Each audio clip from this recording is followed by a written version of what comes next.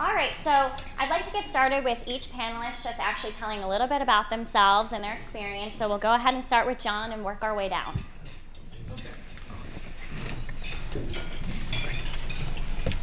I think this is on.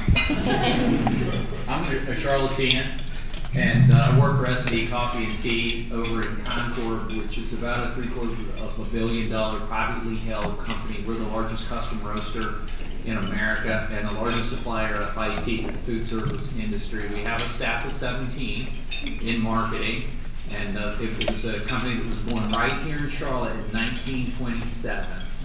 So we're very proud, 1,100 people strong, and it's really nice to be with all of you today. I'm Tracy Guilford. I've been with Ingersoll for about 4.5 years. I'm marketing communications manager for their power tools division. So Ingersoll is a $13 billion company, about 54,000 employees globally. So our focus is power tools, and we're responsible for everything from web, social media, PR, advertising, events, branding, collateral, all of those fun things. I'm Celones, and I am the Southeast Marketing Director for McGladrey. We are the 5th largest accounting firm in the country. We're about a $1.4 billion organization. In the Southeast, we're about $250 million of revenue, so we have 11 team members that support that. John and I were actually talking about it on the way in. The great thing that has happened over the years is that we all actually sit as field marketers in the different cities that we work in, and so we're almost completely a virtual team. So something kind of different out there, but it really works for us.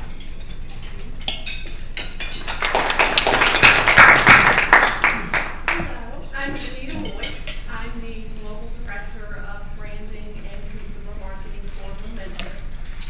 That's a company you've never heard of. It's about a $3 billion company that was a division of General Electric. General Electric sold it to private equity. So our products go to market both as GE, things you see out there that you think are GE are. We're now owned by private equity. We have about 6,000 people, and we serve the 6,000 at the moment with 6 communications people. We're going to surge to 10 before summer gets here, but still outnumbered a bit. We are based, the communications team, although we serve the globe, every corner of the globe, the communications team, the Center of Excellence, is here in Charlotte.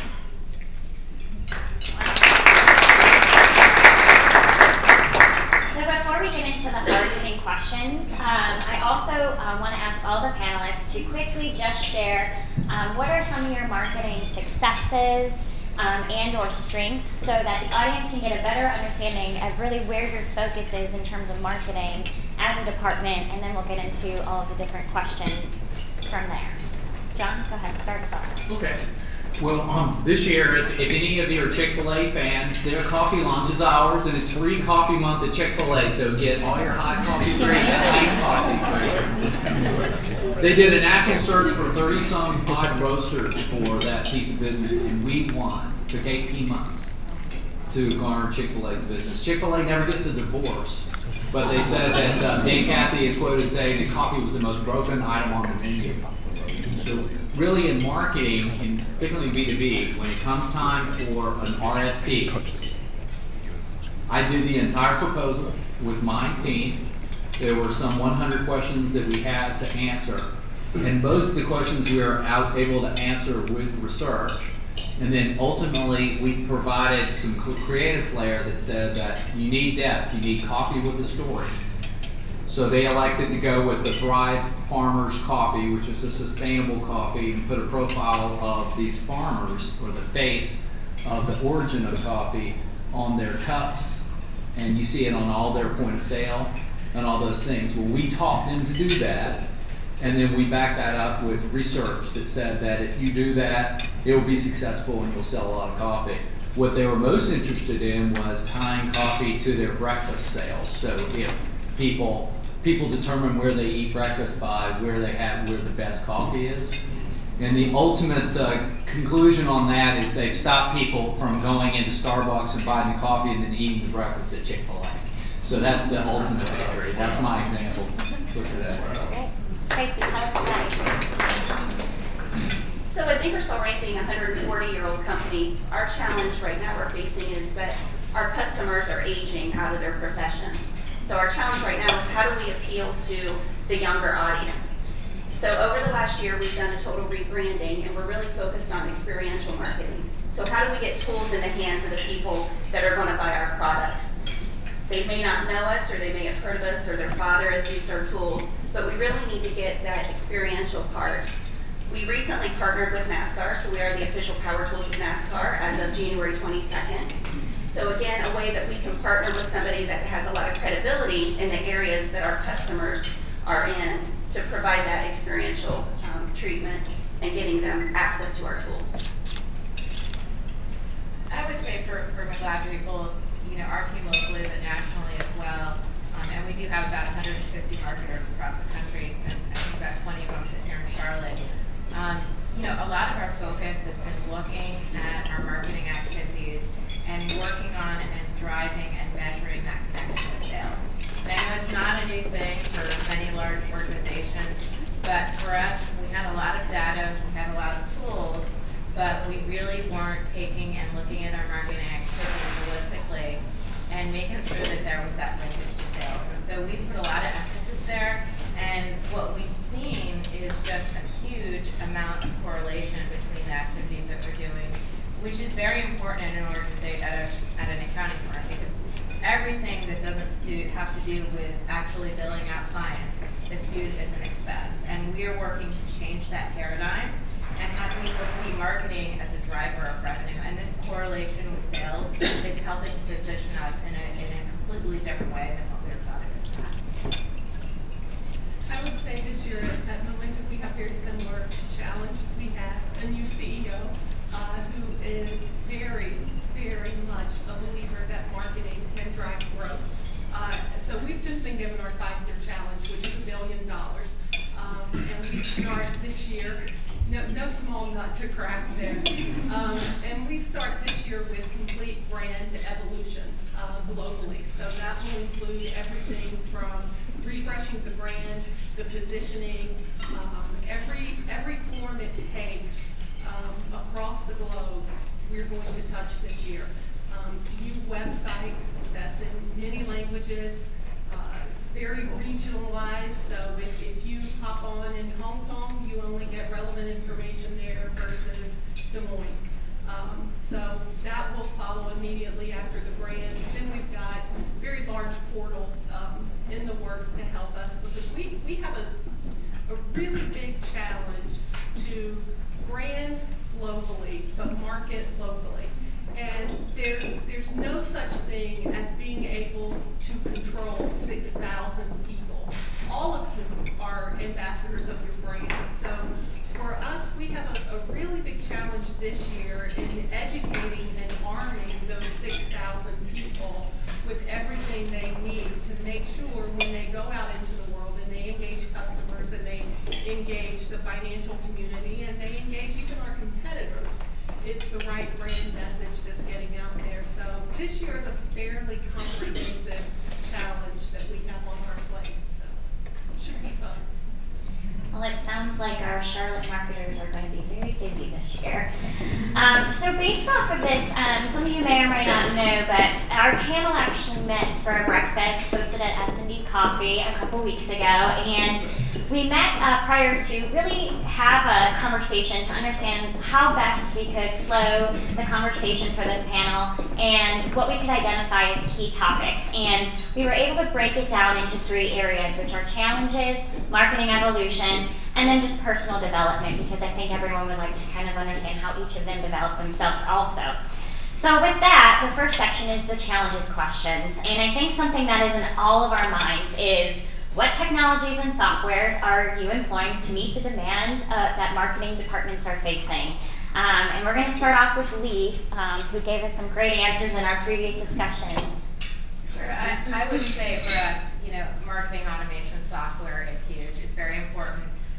We we are just figuring out how to really leverage and use it, but that's really a cornerstone of everything we do. And obviously tying that in with our CRM is very important to us as well, so that we can see how all of our digital efforts, how they tie back to those top prospects that we're looking at. So those are probably the two biggest softwares we're using right now.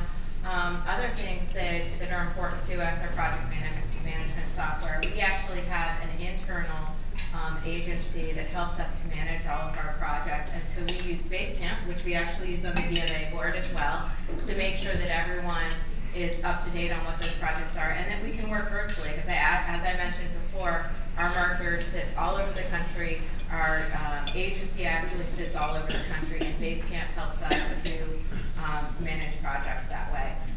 There's lots of different technologies that we're using in the social media space. We're using some that help us to measure, automate beyond those actual platforms themselves. So I would say that the most important ones are probably the marketing automation, though, and the integration with our CRM. Great. Now, Tracy, I know you also shared some insights about what you guys are using in your program, so why don't you share with us? Well, being a global business, we have thousands of sales and distribution partners that need access to information and collateral. So it was critical for us to implement Media Brand Center, a marketing brand center. So we use a hosted platform by a company called Binder. And what this does is it provides self-serve access to all of our printed collateral, digital assets, as well as promotional merchandise. So we've seen a lot of benefit from this so far. First of all, with being self-serve, it's really taken a lot of the responsibility off of my team for having to fulfill those requests, because now they can do it themselves. Second, it's allowed us some control over our branding. We can do a consistent corporate image because what we're making available is consistent with our brand guidelines.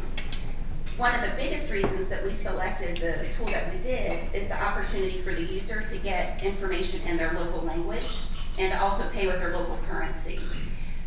We also have a printer that is global, so if I'm in Brazil or if I'm in Russia, when I order, that's printed locally and provided to me. So from a time standpoint, I'm able to get my materials faster. I reduce shipping costs, and I'm also reducing any customs issues I have with ordering those materials. Great. So in this discussion of softwares, which is really important, one of the main topics that really emerged in terms of the need for softwares is the fact that the demand that marketers are facing is really large and beyond capacity. And so one of the greatest challenges that we found amongst all of the panelists was managing workflow and managing the demands brought by the actual company. John, can you kind of enlighten us how you're able to handle the workflow and expectations from the top? Sure. Yeah, a couple things. One, it's important to understand your capacity and your skill set. So we do an audit on what are our competencies in marketing. So what can we do? What are we effective at? And then understanding with your outside sources, and we use a whole network of outside providers. Some are in the room today. We say, you know, what do they do well? And we have to understand those competencies. Then we look at our budget. You know, in this marketing game, you cannot do more than what you can afford to pay for. So what we try to do is get rid of magical thinking with our senior management. And sometimes they're looking for, well, there's a panacea for everything that ails us if somebody will just come up with the most creative idea that nobody else has thought about. I tried to actually tamp that theory down. What we want to work on is practical anchors that we can apply effectively again and again and generate a track record of success that earns trust and the right to advance on additional projects. So that's what we try to do. And each year, you got to defend your budget. So we look back and we do a full review of the 2014 activities, and then we do a 2015 outlook so that you can say, okay, here's what you got for that money. Share that around the senior management and make sure that the leverage points that you've identified are the same leverage points that they believe have the greatest impact on the business to garner their buy-in. The alignment key is so key with senior management to feel like you're spending money in the right place. And the last thing I would say is, I didn't come into Deep Six all the activities that went before me. A lot of those were good, right-minded thinking. So for instance, our company is a small company compared to some of the companies here.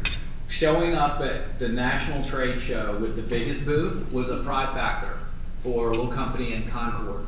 And we actually have the biggest booth at the biggest restaurant show that occurs each year. So I realized that I might not have been a believer that trade show spending was the most effective spend, but I made sure that we had the biggest and the best booth at that show because I realized that was a pride factor for our company. So you have to come in and you have to adopt some of the things that have gone before you and show senior management that those are things that you've embraced and that you've actually improved on. Then they'll listen to your new creative ideas that you're bringing into the organization. Great. So Anita, with such a large initiative happening this year, how do you guys manage your workflow and demand? Some days not well. Without question, it comes down to two things. It comes down to people and processes. And I'm a very big believer that first and foremost, it's people. And it's making sure you have the right team and the right culture, because if you do not have 100% of your team tremendously passionate about what they do, then they're not going to be able to take just the rigor involved with that. You've got to have a culture of teamwork and trust, and they have to trust each other that no matter what, when they go into the foxhole, every single person there is given 110%. And if you get that, then what you start to notice is more output than that number of people should be able to produce. In GE, we used to call that people's discretionary effort. And we spend a lot of time on what does it take to get a team to a place where it's as important to them to be able to do that as possible. From a skill set perspective, it means when I put the team together, I look very carefully at who has what skill. And on the team, there's no question everybody's a generalist. There's nothing that any one tactic is going to come up that any one of us could not grab and go with. But once you hit a certain level in the organization, you also have a very deep core of specialty. And so I have people that specialize in very specific things that I can deploy against large initiatives, but I still have that capacity to ebb and flow. From a process standpoint, it's been very, very critical for us to really get our arms and some rigor around tracking projects. You know, I looked this morning and we have 225 active projects right now. So if we can get our arms around that and slice and dice it, so I know it's by this many BUs and this many business segments and this many countries, this type of project, I use that data to go after what we all need, which is more headcount, right? So if I have if I can monetize where the time and the effort of these people are going, then it's very easy for me. It's not, I've never run into anyone in business that says, I don't have anything to do, I don't need more people on my staff. So, you know, when we go into the boardroom and we all have to pitch for those very limited dollars for headcount, then I have a very detailed data-driven plan for what headcount is needed, what that headcount can produce, and what processes I have that I'm implementing. We talked about the portal earlier, and I'm sure you guys, where you're using it, you're seeing this too, 40% increase in productivity in 1 year merely from that one process. So if you can get your arms around that and turn it into data-driven information to get the resources you need, and marry that with the heart of culture and people, then you can handle about almost anything that comes down the pipe. Great, thank you, Anita. Tracy, obviously you mentioned in the last question you have these technologies that you're using, but how do you guys manage the expectations from the top and the demand with all the projects that are coming down on you as well? Yeah, very similar to both John and Anita is making sure you're using information and then making sure you're getting alignment with your budget. So we have a term that we use at Ingersoll Rand called rapid experiments. So we know how much budget we have to work with, and when we're trying to implement something new, we want to make sure it works before we spend a lot of budget or a lot of resource on trying to do that. So we'll take our concept and we'll scale it down to maybe one target area, one geography, one market, and we'll run an experiment. Based on the results of that, we'll take those insights, then we can make adjustments and roll that out broader based. So there we're limiting our risk. We're trying to meet the demands that the management is putting before us to make sure that we're going to be able to achieve whatever business objectives that they've set forward for our group for that year. Great. So that's going to actually move us into our marketing evolution questions. And again, another resounding similarity between all of our panelists was the fact that they're going through brand reinventions, whether it's internally or externally and what their companies are projecting. So I want to talk a little bit about brand reinvention and buying from the top, because obviously you start with the marketing team coming up with ideas, but then you have to really pitch it to your top executives to get that buy-in. So I want the team to share with us how you were able to gain the support of your peers and the executive teams, while also accomplishing the reinvention and evolution of your marketing programs. And I guess we'll go ahead and start with John.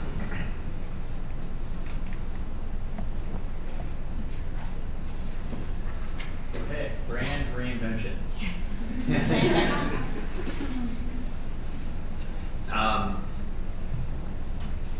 When I think about our company, you know, historically we were really a sales and operation company, or direct sales. Not very much through distribution, so you really had control of your destiny and a lot of customer intimacy. So that was our customer intimacy model, and then the operations behind it, so that whatever sales sold, you shipped at, you know, a very high service level. You know, so 100% accurate, complete, and on time to build that trust with customers. Marketing comes on the scene, all of a sudden it's not just sales and operations. What are these marketing people going to do?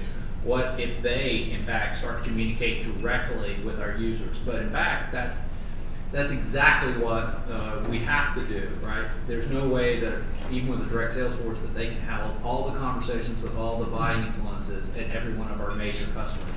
For instance, at McDonald's, there are probably 50 different people that have an influence on all decisions pertaining to coffee and tea. We are the primary roaster for McDonald's, and we're the exclusive supplier of Mead iced tea. So there's no way we can get around to all those 50 people. What happened in the brand reinvention is that now we're direct marketing to all those multiple buying influences. So yours truly is going to actually have a blog. I resisted this as long as I possibly could. We've developed these various pillars of knowledge. You know, if you're in B2B marketing, in some ways you're selling education. In some ways all you're doing is you have knowledge that you bring. So my two areas are beverage strategy and consumer insights. So I'm going to wax poetically on the World Wide Web about topics that I think are interesting, that I hope that ultimately, you know, our customers decide that, okay, let's read what John says. And then there are 9 other of these sort of subject matter experts, or what I call SD heroes. And so now we're really selling our people, we're putting them out there. I'm not managing every word they say, but they can say whatever they want with some guardrails. And then the hope would be that we devise traffic that comes into our hub, because as you know, blogs exponentially multiply the amount of hits that you get on your main site. So that's a little bit of an example of brand reinvention. It's still in the experimental stages, so stay tuned and definitely read my blog. I like it.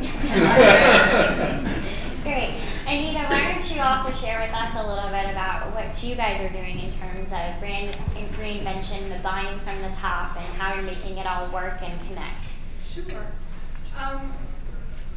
Branding in general is something, it's one of those topics I have seen make senior executives more nervous than any other subject there is.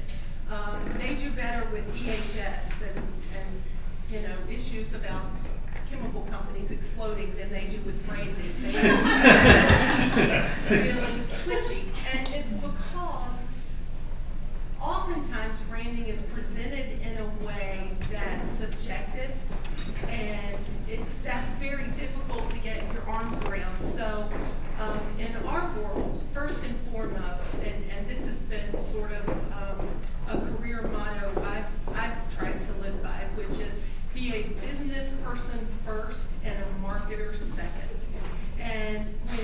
are trying to tackle something like millions and millions of dollars being spent on what to some people can look like colors and fonts and pictures and websites and things, you've really got to connect the dots between what is the investment and what is the value that you're generating. Because when you head into that boardroom at the end of the day and you go through those results, the only thing that matters, whether you're in marketing or whether you're in sales or operations, is how much value did you bring to stockholders or the board or the private equity firm at the end of the day. So if you're able to quantify it, which is what we've put a lot of work into, and help them understand, here's what the investment is, here's what it does, here's how it positions you for growth, then it's a lot easier to get that buy-in.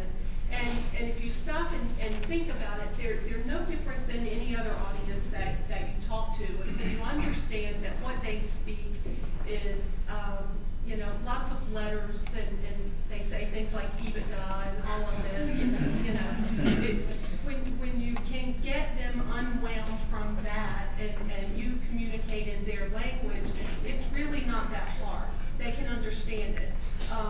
And then, as you build a reputation for you and your team within an organization being business people who simply have a different toolkit, those discussions become much easier.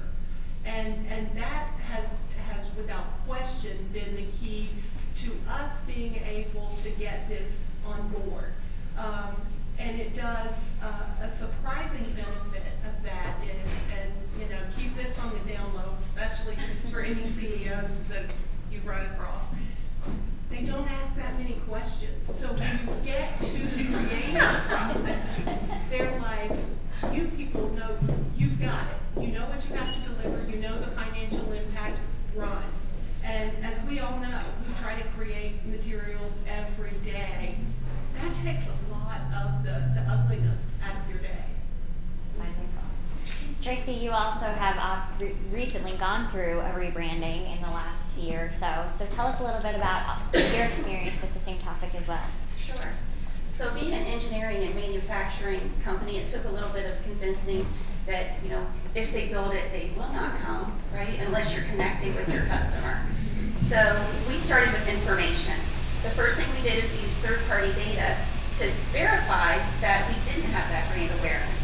We maybe had some brand preference, but we didn't have brand awareness, especially with that younger demographic. So we hired an agency and we went through the process of interviewing professionals in the markets that we serve. So what is important to them? What do they look for when they're buying a product? Based on that, we created branding concepts.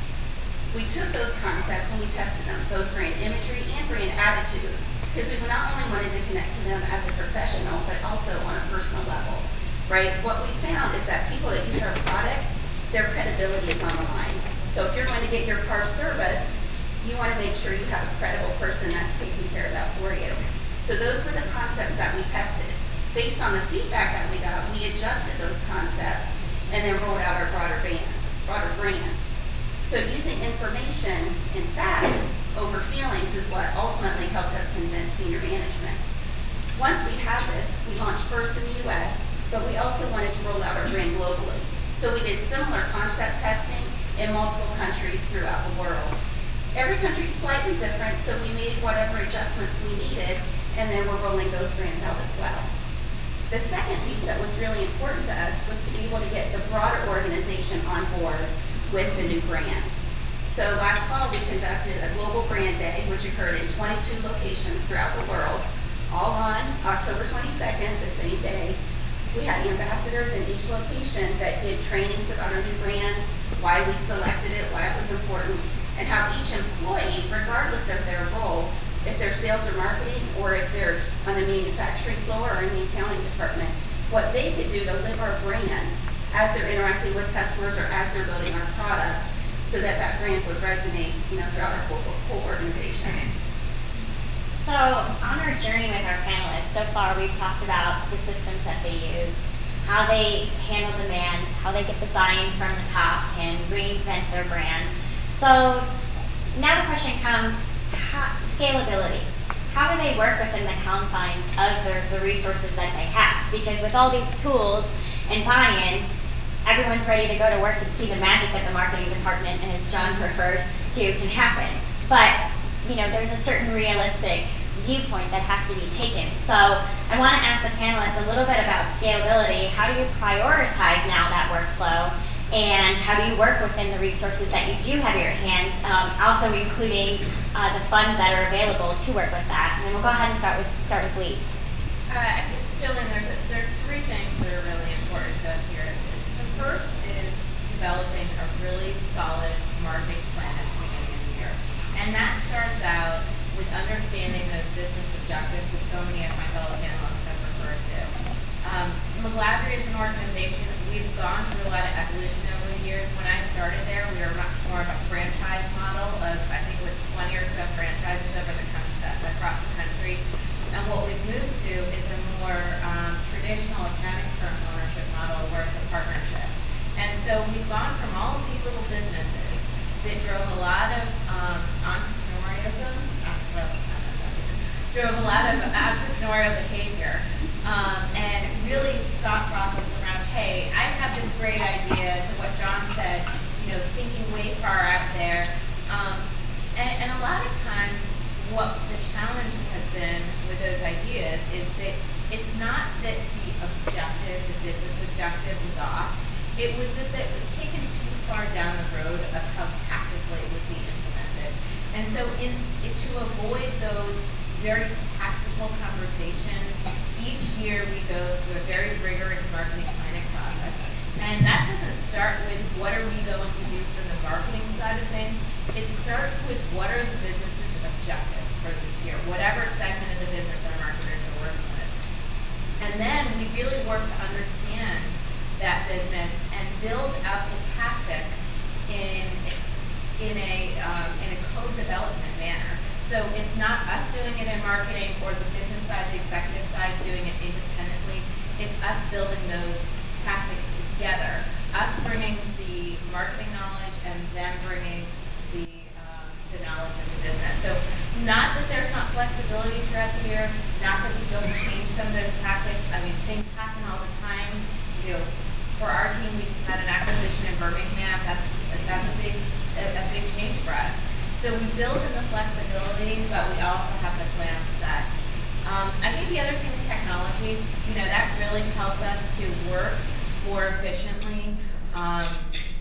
Finding ways to do things differently and not send them through the mail, but develop a SharePoint site or whatever, communicate more effectively. That's another important thing. And I guess the last would be is building repeatable models.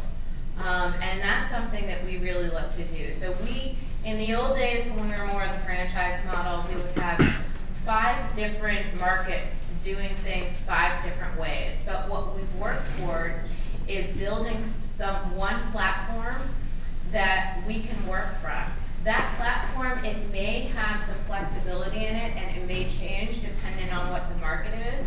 But at the core, the assets that go along with that program, the business objective, the programming, it's all aligned. And one example of that would be we do a lot of event marketing. We have a tax summit program that we run to talk to CFOs and to tax executives about the most current tax issues. I know it sounds riveting to everyone. But there actually are a lot of people that want to hear about this. And in the old days, we used to do this in one way in Washington, D.C., and in one way in North Carolina, and another way out in L.A. And so what we've done, though, is we've created a repeatable model that takes and drives a lot of efficiency by having a program look very similar across the country. So for me, the scalability, it's those 3 things. It's the planning, understanding the business objectives, aligning our programs with that. It's use of technology, and then the last one is finding those repeatable models. Great. Those are 3 great pieces of advice. John, you mentioned you have a team of 17 and you're closing huge accounts like Chick-fil-A. So how do you guys deal with the issue of scalability? My comments on scalability pertain to what I'll break down our work as marketing professionals as custom, semi-custom, and and stock or pre-program. And then I want to talk about multi-purposing or platforming some services and products in the marketing department. So the first part is you want to limit the amount of custom work that you do.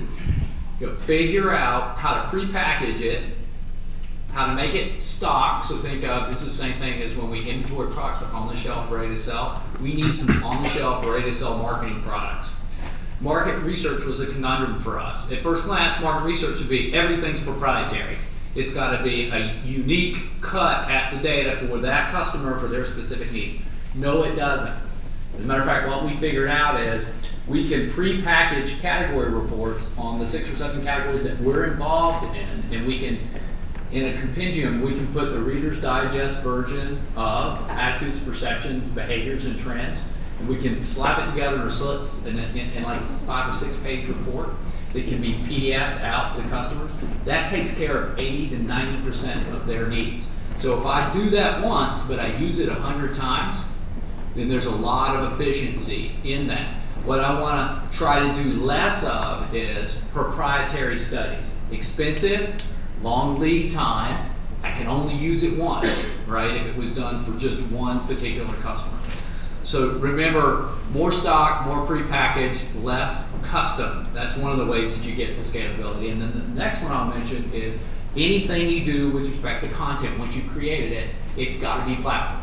So that same content on those category reports that I just mentioned, that becomes the webinar, that becomes the in-person PowerPoint presentation, that becomes the training for your staff. So that same content, you do it once, and you have 4 outputs for that. Maximize that content as much as possible. Create it once and use it multitude of times. Great. Anita, you mentioned a $1 billion target this year for 2015, so scalability is probably hot. 3 years, let me correct that, 3 years. But scalability is obviously a big hot topic in terms of meeting that goal, so how are you guys planning to manage that? It is, and a lot of the same things that we've heard from the other panelists, we certainly do, but for us, I think there's very much an acknowledgement that there's a point at which a lot is not scalable, and you have to really understand that where does that happen in your organization.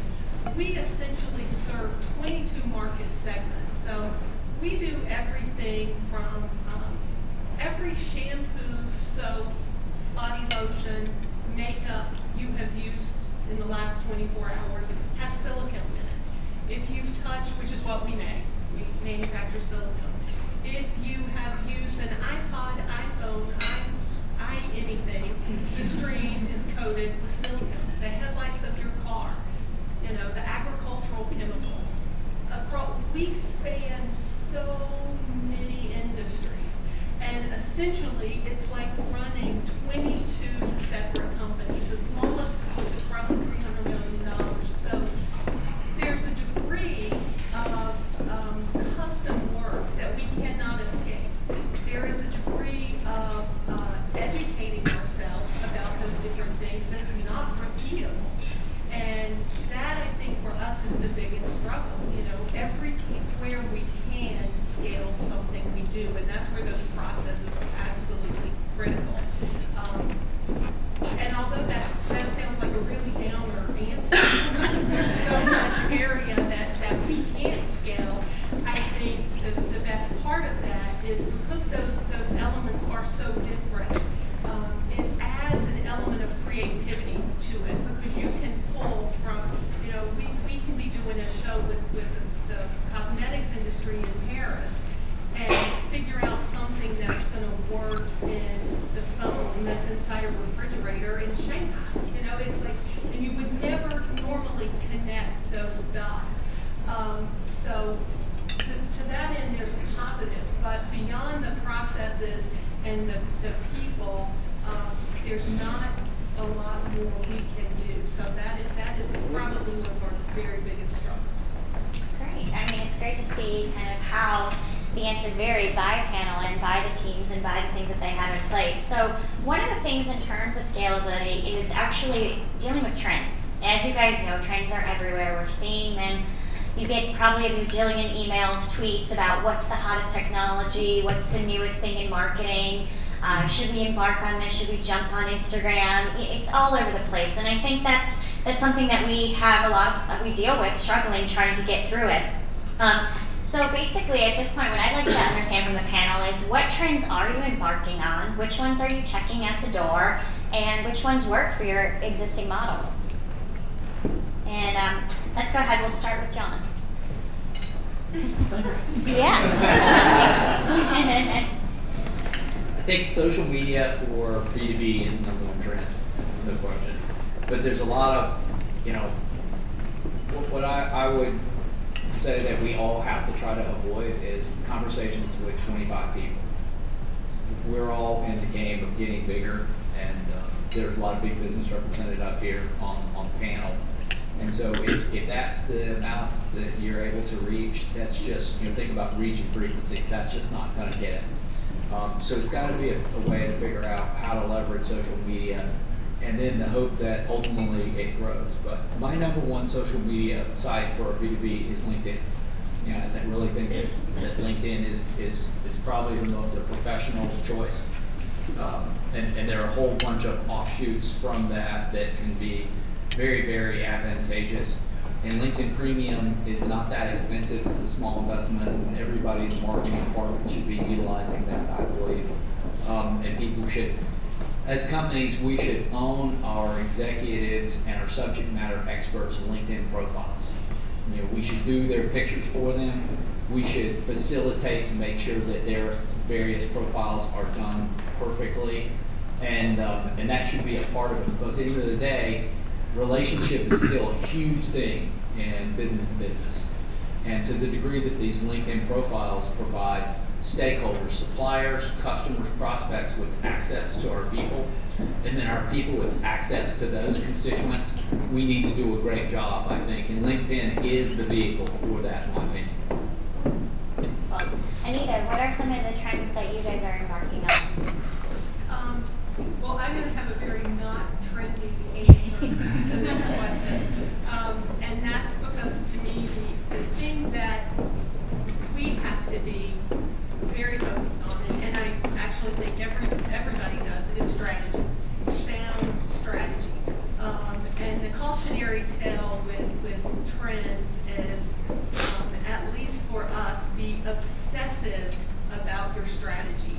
And be obsessive about finding new and innovative ways to communicate, but then be even more obsessive about challenge yourself on every one of these new things that pops up and doesn't deliver on your strategy. And never getting away from that, because as we've talked about all these demands and limited resources, the one thing that gives you efficiency is to be laser focused on that strategy. And for us, that is 22 strategies at a minimum, and then a corporate strategy. So, we have to zero in, and if you can train your mind to constantly be in that trade-off thinking, if this, then this, if this, then this, if this, then this, you will get to a point where you are behaving solely against your strategy. There are a lot of the things that are very popular right now that do work for us, and there are a lot that simply don't.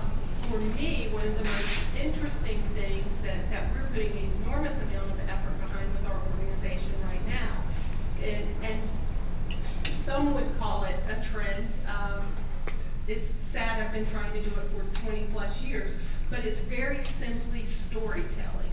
And corporate America has a long way to go between shoving information out the door and telling stories, because it's not until you can take all the data and all the information of a company and turn that into a very compelling story that you can really have the dialogue that will lead you to a sale and being able to close that sale, or that will lead you to holding the leadership position in the marketplace. So, from a trend perspective, we're not that fun probably. We're, just strategy and what's going to deliver there. But if I had to pick one,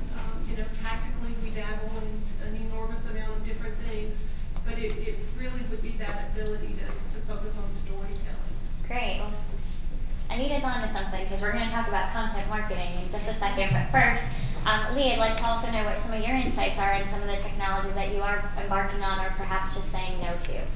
Yeah, I mean, I think actually my answer is very akin to what Anita said. You know, our target market as an accounting firm is CFOs and chief executives, that C-suite that is so hard to get to. Typically, we're talking about people who are in their late 40s and early 50s. So the types of things that reach our target audience may be different types of things than, let's say, in John's business, where it's a different type of target market. And so I think that with any trend, it's important to understand who your target market is. I'm pretty sure that CFOs are not on Instagram all the time. So we don't pursue things like that. So it's easy for us when we really look at our target market to cut out some of the trends. But the other thing that I would say personally is I don't necessarily believe in trends. It's kind of like clothing. Everything that was old comes back. This fall, for example, we ran a direct mail campaign that was very targeted to 100 prospects in the Atlanta market, and it was followed up by an inside sales campaign. From calling 100 people, sending this direct mail piece, calling 100 people, we converted 10 meetings. Now our buy cycle is very long, so it's hard to say what that's going to amount to. But you know, I think most people, if I said, hey, I have this great direct mail campaign, they would say, what are you talking about? But it worked, and I think that it goes back to that even those tried and true things, you know, whether it's things that we've done for 15 years, the trade shows, John talked about trade shows, if it's the direct mail, if it's event marketing, all those things, they still have to stay around, even with the social media, even with the marketing automation. We've got to keep those. And so my trend that I'm trying to stay on is stay true to that marketing mix and not pull yourself into any one thing or another, but really know your target market, know where they're at, and use the tools and the tactics to reach that. Wonderful. So going back to what Anita was saying, the art of storytelling, obviously content marketing is a big buzzword these days in marketing, and some say it's historically been a part of marketing and strewn throughout strategies, and now it just finally has a name, and some say it's just a hot trend that companies are embarking on. So I'd like to ask each of the panelists to answer this question to understand, what does content marketing mean to your organization? Are you employing a strategy around that? And how do you think B2B can leverage their leadership through content marketing? And since Anita, you kind of kicked off the topic, we'll start with you. I can't say that I think it's any different in the B2B world than the B2C world. And I've spent a lot of years in both. And it's really about people respond to stories. You know, regardless of who you are and what seat you sit in, you respond to that. And so for us, we have an enormous challenge because, you know, as I said, there are 6 of us, and we are trying to convince about 6,000 engineers, PhD chemists, MBAs, that they need to tell stories, and they don't get it. And that's okay, because our job is to teach them what happens when you do tell these. And we've been trying to help different people understand that. And one thing that has been interesting is to have a technologist present some great invention. You know, he's got, and he's given it to you, and the whole room is practically dead. And then one of us will pick it up and tell that story with passion. And then it's like, okay, now you see the difference. This is what we have to capture, and this is what we have to tell people. Because even in a B2B scenario, and we deal a lot with people who are formulators or chemists or things in, you know, in an Estee Lauder makeup company or Procter & Gamble, one of our biggest customers. There are a ton of those people sitting somewhere tinkering, trying to figure out the next shampoo. And they, because they're trained as consumers, because we are all first and foremost consumers, go to the web and they start looking for this stuff, and they start looking for little pieces and bits of information So a 10-page diatribe on every last technical detail of a silane is not necessarily going to grab one's attention. So our job, and that's what we'll be doing starting actually in April when the site launches, is taking all of the big story and slicing and dicing the story, so regardless of how you interact with information, whether that's visually, whether that's short form, long form, whether that's narrative, whether that's data, you'll be able to get that. I think the most important part of a content strategy is to start with your customer, because it has to be customer centric. If you just ask them, they will tell you everything you need to know about marketing. All of your answers lie with your customers. You have to figure out the right questions to ask and how to ask the questions. But if you keep asking, they will tell you everything you need to know. Leigh, what are you guys doing in terms of your content marketing? I like Anita's answers. very similar. I think, you know, what we're selling in an accounting firm is we're selling people. And we're selling an intellect. We're selling, you know, what we're selling is services, so people are buying people. I know it sounds really weird, but that's ultimately what we're selling. And we're selling that intellectual capital. And in the old days, I think that when we first started content marketing, maybe sometimes this still happens. That's Megan over there, one of our tax marketers. You know, what we would have is we would have our professionals put together that all-encompassing 10-page white paper that had all the answers, and they felt like it made them look really, really smart.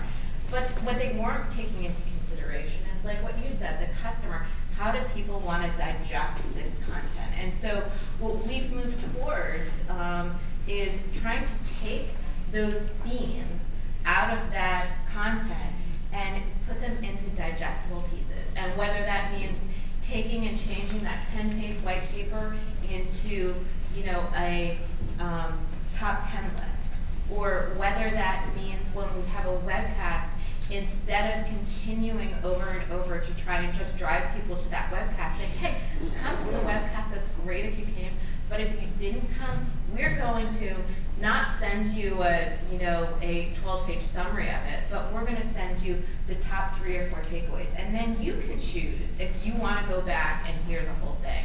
So for us, it's, you know, content marketing is so core to what we do.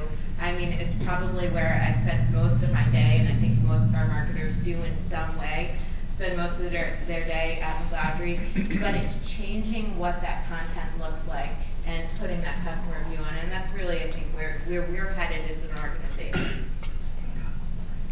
Great, let's go, John. For us, the case study has been the vehicle. Situation, action, result. They're known, but they need an author. Somebody from marketing has to go around and codify those case studies and bring them to life. So for instance, the CEO of Cinnabon came to us, her name's Kat Cole, formerly the CEO of Cinnabon, and she said, look, I got the bun, I need to make profit outside the bun. It's everything outside the bun. What do we do, John, to grow this business outside of the bun? Because, you know, once you have a Cinnabon cinnamon roll, you don't want another one for like 3 months. And so she said, you know, our future is in beverages. And she's been pretty consistent on this point. We were getting ready to get kicked to the curb. We were going to be out as a supplier. So we needed to bring some innovation. So that was the situation. Now here comes the action. We designed a component that could become an iced coffee or a chilada, which is their name for a frozen slushy coffee drink. And we made it taste like a Cinnabon cinnamon roll. So you could actually taste the buttery bun notes, the macar cinnamon, the icing, all of that comes through this beverage. And a lot of people now, they don't want to eat the bakery item, they just want to drink the drink, and also help them get into the snack day part with the beverage. So those are the actions we took. So here's the result. We became the best-selling chilada of all time at Cinnabon. So she was just at Johnson & Wales a couple months ago saying, you know, if you need a supplier partner, it's all about partnering with your suppliers. And S&D's in the audience, and they are our beverage partner. because we did all that stuff. We solved those problems, and it became the profit around that little beverage platform. When you multiply it times all the franchisees, it's millions and millions and millions of dollars. Exponential leverage there in a beverage platform to complement the Cinnabon rolls or to be sold as a standalone beverage drink. So find your case studies, and marketing professionals, you become the author of the case studies, the keeper of the case studies. Salespeople can't write, all right? Engineers and technical people are too technical. The department that does the copywriting is marketing. That's where we need to come through, and we need to codify those case studies and then repurpose them through all sorts of different content marketing measures. Put them out on the web in a very short form, protect the names, protect the innocent, and then in more private meetings you can disclose all. For instance, we're a supplier for a lot of places where contractually we cannot say that we actually supply their business. So sometimes you have to substitute a few words in there. But I did want to leave you with a case study because I think for B2B marketing, that's probably one of your more powerful tools. Great, thanks, John. All right, Tracy, we're going to actually have you wrap us up with your take on content marketing and how you guys are employing it within your strategies. Sure. So Ingersoll Rand traditionally is a product marketing company. So showing a picture of a product, showing specs and text and all that information. And part of our rebranding activity last year with the market research is we wanted to find a way to connect with people. So content being key, right? What's in it for me? So being able to tell that story is something fairly new to us and something that we're embarking on. So as we're looking at the different markets that we serve, kind of like Anita was saying, you have to really figure out who that audience is and what's important. So if we're selling to a garage mechanic, now we have this relationship with NASCAR. What's some thought leadership, some examples of things that we can show maybe that pit crews are doing? So what we found in our market research is credibility and reliability are the two key pieces of things that are important for our customers. So how can we show that our product gives them as a professional credibility and reliability? So showing that through the eyes of others, right? What these world-renowned motorsports pit crews are doing. Or if we're looking at an assembly line, and I'm responsible, I'm a plant manager, I'm responsible for making sure I have this much output, this much efficiency. So looking at thought leadership, you know, taking data points from engineers, like you're saying, but then crafting that into something that's easily digestible and easy to get to. So we're looking at, you know, social media as a way that we can share those stories. We're also coming up with a new website, and also looking at trade publications as a place that we can illustrate some of those stories that we're trying to share with our customers.